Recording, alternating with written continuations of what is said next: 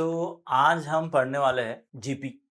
अब जीपी तो हमने खत्म कर दिया था सर, बट आज जीपी का सम टॉपिक हम पढ़ेंगे, ठीक है। अब इसमें कभी कभी ये हो जाता है कि सर मैंने सब कुछ पढ़ लिया लेकिन ऐसे कुछ रैंडम क्वेश्चन आ गए जिसको मैंने ये नहीं आएंगे ये समझ के छोड़ दिया था। तो अभी आज के लेक्चर में ऐसे बहुत से रैंडम क्वेश्चन है कि जो थोड़े मुश्किल होते हैं, जिनकी कैटेगरी एक अजीब सी कैटेगरी होती है, बट वो फिर हम एग्जाम के प्रेशर में इतना मुश्किल कैसे आएगा, मैं तो भूल जाऊंगा, ये सब सोच समझ के हम छोड़ देते हैं। तो फॉर्मूला आपको भी पता है, मुझे भी पता है, लेकिन इससे ज़्यादा सबसे ज़रूरी बात यह है कि क्वेश्चंस पे कैसे अप्लाई करें। तो आज का टॉपिक जो रहेगा कि सम ऑफ एन टर्म्स, उसी पे डिपेंड रहेगा, जिसमें हम वेरियस टाइप्स के क्वेश्चंस भी डिस्कस करेंगे, ठीक है। अब धीरे धीरे आपकी जो हाफ ईयरली एग्ज़ाम है वो नज़दीक आएगी, उसके बाद फिर प्रीलिम्स भी चालू हो जाएगी। तो आपको कहीं न कहीं ये जो बड़े या खतरनाक टॉपिक्स हैं, उनको रोज़ पढ़ते-पढ़ते आपको अच्छा करना है। अगर रोज़ थोड़ा-थोड़ा पढ़ोगे, तो ऑब्वियसली लोड थोड़ा-सा कम होगा, बेसिक सी बात है। क्योंकि आज मैं मतलब एक स्कूल के पीटीएम में वैसे तो अलाउ नहीं होता, बट फिर भी मैं मेरे होनहार बच्चों के लिए जाता हूँ, देखता हूँ कि एग्ज़ैक्टली उन्होंने क्या मिस्टेक किया, कैसे वो पेपर लिखते हैं। अब इसमें धीरे-धीरे हमें ये समझ में आता है कि एग्ज़ैक्टली बच्चे मिस्टेक्स क्या कर रहे हैं। तो पीटीएम के बारे में अगर मैं बताने जाऊँ, तो कुछ-कुछ अच्छी बातें हैं जो मुझे समझ में आई कि बच्चे पेपर में प्रेशर के चक्कर में बहुत ज़्यादा मिस्टेक्स कर देते हैं, मतलब सिली मिस्टेक्स। दूसरा, पेपर मैनेज करने के मतलब जो सबसे बड़ा प्रॉब्लम होता है कि पेपर लिखने के बाद उसमें से हमें कैसा रिव्यू करना है सर, 10-15 मिनट बचा के हमें फिर से पेपर को रिपीट देखना है, वो बच्चे नहीं कर पा रहे। तीसरा, पेपर को टाइमली फिनिश नहीं करने के चक्कर में सारे आंसर्स वो कुछ न कुछ लिख के आ रहे बस। तो ये ऐसा देखो, लिखना सही है, बट आप कुछ भी लिखोगे रैंडम टॉक्स कि नहीं ऐसा हो रहा है, वैसे हो रहा है, तो ये चीज़ दोस्तों के लिए सही होगी, है ना? या फिर आप स्नैपचैट या इंस्टाग्राम पे चैटिंग के लिए सही रहेगी, but answers are always answers. उसमें हम कुछ भी ऐसा फर्रेबाज़ी नहीं लिख सकते। तो थोड़ा-सा उस चीज़ को आप समझो कि आपको क्वालिटी आंसर्स लिखना पड़ेगा। आप कुछ भी लिख के टीचर्स को मतलब मार्क्स की भीख नहीं माँग सकते कि नहीं हमें मार्क्स चाहिए सर, मैंने तो कुछ तो लिखा है। तो ये कुछ पैटर्न जो रियलिटी मेरे सामने आई, ये मैंने आपके साथ अभी शेयर किया। हम फिर से वापस चलते हैं अपने टॉपिक के ऊपर, जिसका नाम था sum of n terms of GP, ठीक है? चलो, अभी ये है सर फॉर्मूलेज़ कि अगर समझो r छोटा होगा लेस देन 1, तो सर सम का फॉर्मूला क्या आता है? सम का फॉर्मूला ऐसा आता है कि a bracket 1 minus r raise to n upon 1 minus r. अगर r समझो 1 से बड़ा होगा तो फॉर्मूले में कुछ खास बदल हो रहा है सर। ये जो r रेज टू n है, जो इसमें पहले आया बाद में आया था, अभी पहले आ जाएगा। तो ये है फॉर्मूले में कुछ चेंजेस। अगर r बड़ा रहा तो, और ये r छोटा रहा तो। अब इसमें देखिए, Sn का formula l are minus A upon are minus one, ये तो सेम है सर। फिर ये L मतलब क्या है सर? L मतलब लास्ट टर्म। अभी ये सारा डिपेंड है टॉपिक्स क्वेश्चन के ऊपर, ये क्वेश्चंस कैसे आ रहे हैं। तो मैंने तो ये बस फॉर्मूला बताया कि कैसे फॉर्मूला कब होता है और कब लगाना है, कैसे करना है, ये हम सब क्वेश्चन में देखेंगे, ठीक है। चलो, ये फॉर्मूले वाली कोई इतनी खतरनाक चीज नहीं है। अब ये क्वेश्चन है, समझो, फाइंड S12 मतलब सर ऐसे बहुत से टर्म्स हैं टिल 12, मतलब इसमें सीधी सीधी भाई साहब n की वैल्यू क्या दिखती है हमें? 12। अब सर a क्या आ गया? जो फर्स्ट है, मतलब this is a is equal to कितना आएगा सर? 1। हमारे पास r नहीं दिया है सर, r नहीं दिया है तो बिल्कुल r ले लेंगे सर। r मतलब 1/2 अपॉन 1 ले लीजिए, कितना हो जाएगा सर? 1/2। तो ये आ गया r, n आ गया, a आ गया, r आ गया। अभी सबसे इंपॉर्टेंट है, r लेस देन 1 है कि मोर देन 1 है? लेस देन 1 मतलब कौन सा फॉर्मूला लगेगा सर? ये वाला। कौन सा वाला? 1 minus r raise to n upon 1 minus r, ठीक है। S n equal to a 1 minus r raise to n upon 1 minus r. चलो, ये हो गया फॉर्मूला। अभी सर इसमें हम वैल्यू पुटअप करेंगे। n कितना है सर? 1, 2, that is 12। तो a कितना है सर? 1, 1 माइनस r कितना है सर? 1/2। n की वैल्यू 12 अपॉन 1 माइनस 1/2। अब यहाँ पे हम देखेंगे तो क्या होगा sir? 1 minus 1/2 raise to 12 upon आएगा हाफ। अब इसमें सर 1/2 रेस टू 12 मैं क्या करूँ, ये मुझे समझ में नहीं आ रहा है। अब उसके लिए हमें क्या करना पड़ेगा सर? हम कुछ भी नहीं कर सकते सर, ये 2 को पहले ऊपर लेके जाओ एंड आंसर इज ऐसा, ये आ गया सम। तो इस तरह हम सम निकाल सकते हैं। अभी 1/2 का 12 मतलब 2 को 12 बार इंटू करो। ये जब फाइनल समझो क्वेश्चन भी आ गया तो हमें इसका ऐसे ही रखना चाहिए। इसको सॉल्व हम नहीं कर सकते। नहीं कर सकते मतलब ऐसा नहीं कि नहीं आता है answer. 2 raise to the power 12, 2 raise to the power 6 कितना होता है सर? 64। 64 का स्क्वायर। आप वैसा करके इसको आप सॉल्व कर सकते हो, अगर आपको करना है तो बिल्कुल करते। 264 का स्क्वायर 64 देख लो कितना होता है। अब 64 का जो भी स्क्वायर आएगा सर वो यहाँ पे आएगा। इस तरह आप आंसर तक पहुंच सकते हो। समझ में आ रहा है? तो ये है हमारा कि सम ऑफ 12 टर्म्स, और उसमें कुछ टेंशन है सर आर कैसे निकाला? आर मतलब second term upon first term, ये आ गया 1/2। ये फॉर्मूला हमने रखे सर। फिर ये क्या हो गया सर? देखो यहाँ पे 1 माइनस 1/2 का 12। अब 1/2 टू द पावर 12 क्या होगा, इसके लिए हम वैसे ही रखेंगे। बस 1 माइनस 1/2 मतलब 1/2, ये हमें पता चाहिए। बच्चे लिखते लिखते गलती यही भी करेंगे कि सर 1 माइनस 1/2 का कुछ और ही करेंगे जो मैंने किया 1/2 ना करते हुए। तो ये बेसिक्स मिस्टेक्स हो रहे हैं बच्चों के साथ। स्कूल के एग्जाम में हम जब जाते हैं तो समझ में आता है कि ये ऐसा, ये इधर आएगा सर, फिर 1 जाएगा सर, तो ये क्या होगा सर? 1/2 है ना? मतलब हमें अभी कॉमेडी की इतनी आदत हो गई कि सर हमें लेक्चर में भी कॉमेडी चाहिए।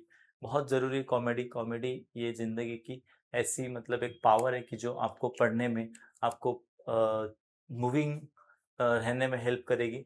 लेकिन भाई साहब यहाँ पे कॉमेडी करते करते आप अपने बेसिक्स के साथ कॉमेडी मत करिए, क्योंकि एक बार कॉमेडी आपके बेसिक्स के साथ कॉमेडी होना चालू हो जाएगी तो पूरी ज़िंदगी कॉमेडी बन जाएगी। ठीक है? तो थोड़ा सा मेलेडी खाओ और खुद जान जाओ, वैसे समझो। तो बस ये छोटे-छोटे आप कैलकुलेशन सही से करना सीखो, आंसर्स और अच्छे बनेंगे और स्कोर ऑटोमेटिकली आपका बढ़ेगा। ठीक है? चलो दूसरा क्वेश्चन। फाइंड 1√3, 3√3√3 अब S10। तो ये भी सेम है सर।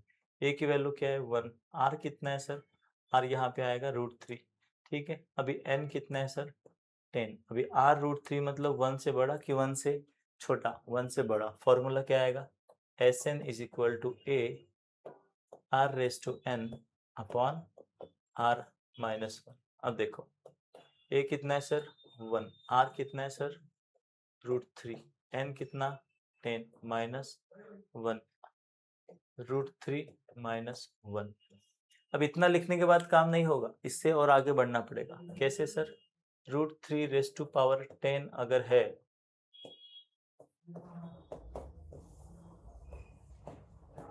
तो इसको हम रैशनलाइज करना चाहिए।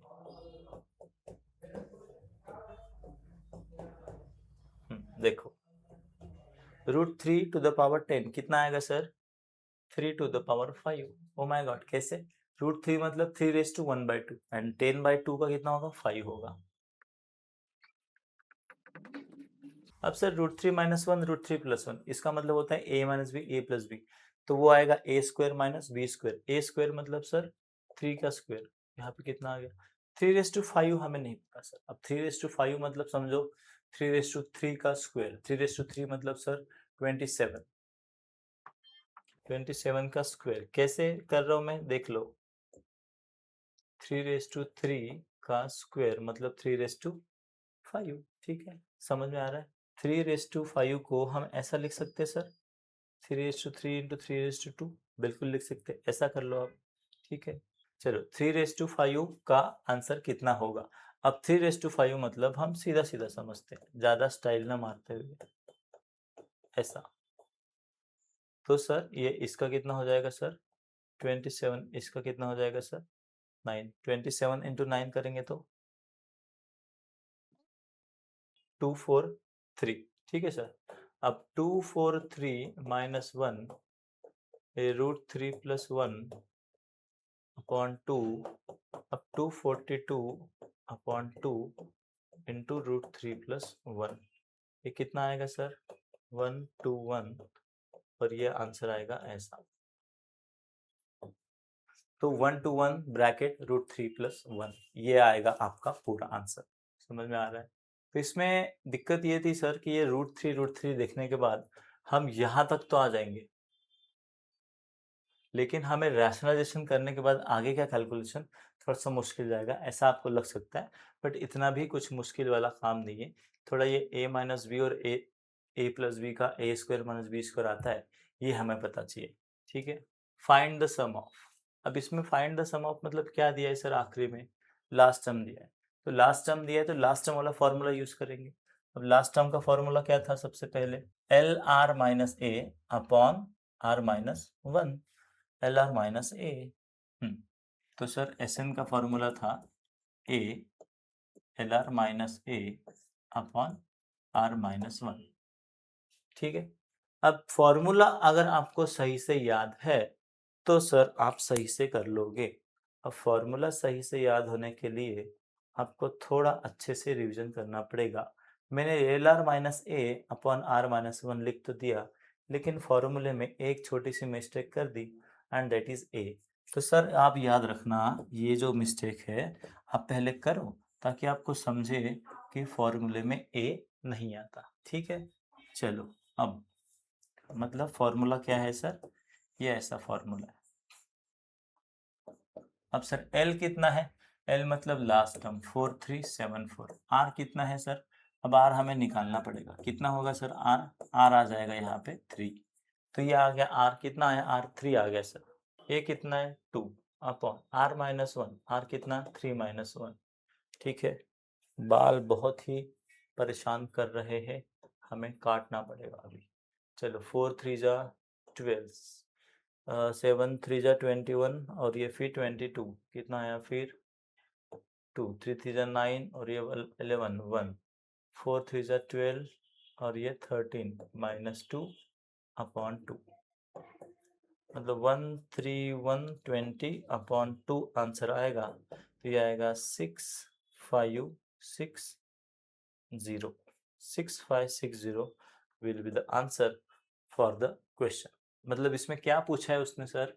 हमें पूछा है कि सम कितना है, तो सम निकालो भाई साहब, इतना आया सम। इसमें हो सकता है कैलकुलेशन में आप गड़बड़ कर दो, फिर से चेक कर लो कि 4374 इंटू 3 कितना आएगा? इतना आएगा। -2 कितना आएगा? इतना आएगा। फिर इसको आधा कर लो, इतना। तो ऐसे एक बार क्रॉस चेक रिव्यू कर लेने का चीज़ें बेहतर बन जाएगी। सो अभी ये जो क्वेश्चन है, अब इसमें देखेंगे find the sum of series up to n terms. ये थोड़ा सा यूनिक क्वेश्चन है, दैट्स व्हाई मैंने कुछ कुछ जो सॉल्यूशन का पार्ट है वो पहले से लिख के रखा हो ताकि समय बचे। अब इसमें देखोगे तो ये क्वेश्चन का मतलब है कि 0.7 0.77 ये सब एक एक नंबर बढ़ रहा है।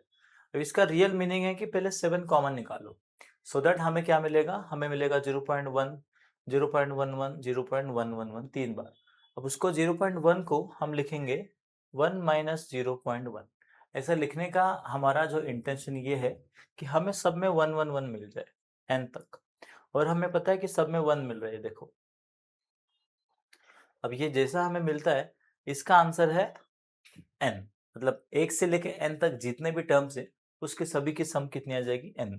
अभी जो बचता है सर वो 0.1 0.11, इसका मतलब है 1/10 1/100 ये सब।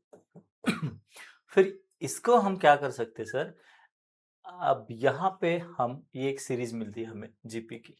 अब यहाँ पे थोड़ा दिमाग लगाएंगे तो 1/100 अपॉन 1/10 ये आ जाएगा 1/10, मतलब आर मिला हमें 1 से छोटा, जो फॉर्मूले में आएगा यहाँ पे कि a bracket a minus r raise to n, ये देखो r रेज टू n, फिर ये 1/r। सर ये 9 कहाँ से आया? अब ये 1 माइनस 0.1, इसका मतलब कितना हो गया सर? 0.9। अब सब में 0.99 का हमने किए, तो ये पहले 9 हमने एडवांस में लिख लिए, मतलब नीचे 9 ऊपर 9, तो वो बराबर एडजस्ट हो गया।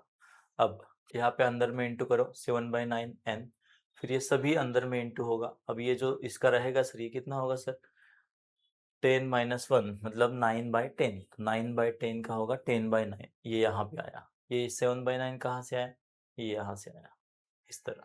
तो ये वाला स्टेप यहाँ पे हो गया। फिर इसका हम देखेंगे तो एक एक चीज़ें करना पड़ेगा। 9 9 जा 81, 7 7 10 10 कैंसिल हो गया, तो ये इस तरह फाइनल आंसर आता है। ये स्टैंडर्ड क्वेश्चन है कि अगर इसमें इसके जगह पे 0.4 0.3 0.9 ऐसा कुछ आता है तो आपको हमेशा इसी मेथड में करना पड़ेगा, मतलब जो भी आंसर अपना आ रहा है। ठीक है, चलो ये एक हो गया सर। अपना सम ऑफ इनफाइनाइट टर्म्स हम पढ़ेंगे।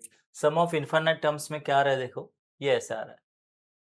अब जो भी इनफाइनाइट टर्म का आंसर है, मतलब फॉर्मूला है, वो आएगा 1 minus r, a upon 1 minus r. अब इसने बोला कि find the first term of GP which second term is 2। अब समझो यहाँ पे अगर हम सॉल्व कर रहे हैं and sum of infinite terms कितने दिए सर, 8, तो हम लिखेंगे s infinite equal to a minus 1 by r, वो रहेगा 8, ये आएगा ए अपॉन 1 माइनस आर। अब 8 1 minus are equal to a, 8 minus 8r equal to A.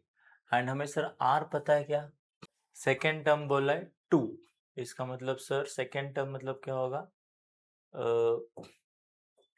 A R ऐसा टर्म्स होता है। यहाँ पे second term is A R, तो ए आर इज 2।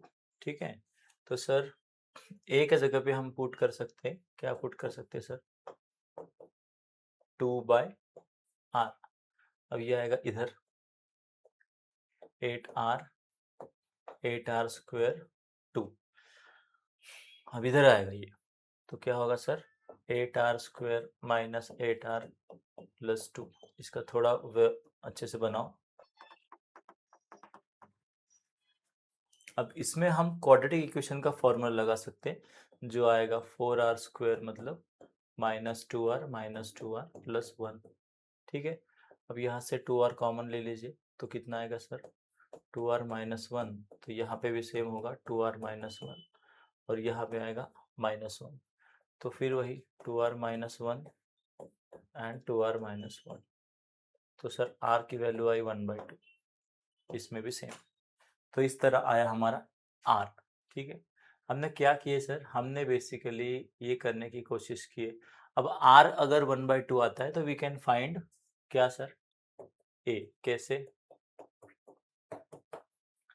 a कितना आया 4, मिल गया आंसर। ठीक है, अब 8 bracket 1 minus are equal to A, ये कहाँ से आया सर, ये यहाँ से आया। अब वो कहाँ से आया, फॉर्मूला है सर इन्फिनिटी का। ठीक है, फिर बस सॉल्व करते जाओ, अंदर में इंटू करो। ए के जगह पे 2 बाय आर कैसे हुआ, सेकेंड टर्म उसने बोला 2 है, तो सेकेंड टर्म कैसे आता है, A R is second term. फिर बस क्रॉस मतलब इंटू कर दो एंड क्वाड्रेटिक इक्वेशन मिलेगा, एंड क्वाड्रेटिक इक्वेशन सॉल्व करके हमें आर की वैल्यू मिलती है। इस तरह हम अलग अलग क्वेश्चंस करने की कोशिश कर रहे हैं। ऐसा होता है कभी कभी कि बिल्कुल भी मन नहीं होता है, हेल्थ भी उतनी ज़्यादा ठीक नहीं होती, बट यूट्यूब पे वीडियो जाना चाहिए भाई। ठीक है, एनर्जी कम ज़्यादा हो सकता है, लेकिन कंसेप्ट सही है। आप आज के दिन उस पे ध्यान दो। अब इसमें देखो, sum of first 3 terms is 13/2। Sum of first 3 terms क्या है sir, first 3 terms a by are plus a और ए आर कितना आ गया सर 13/12, एंड प्रोडक्ट इज -1। अगर मैं सारे टर्म्स का प्रोडक्ट लेता हूँ, आर कैंसिल हो जाएगा, ए क्यूब कितना आता है -1। अगर ए क्यूब -1 है तो ए कितना आएगा सर, ए की ऑब्वियसली वैल्यू आना चाहिए -1। हमें ए मिल गया -1, अभी हम क्या चाहिए सर, ए है -1। ओके सर, निकालना क्या है हमें, यहाँ पे देखो, अब -1 by are plus -1 plus -r कितना सर 13/12। अब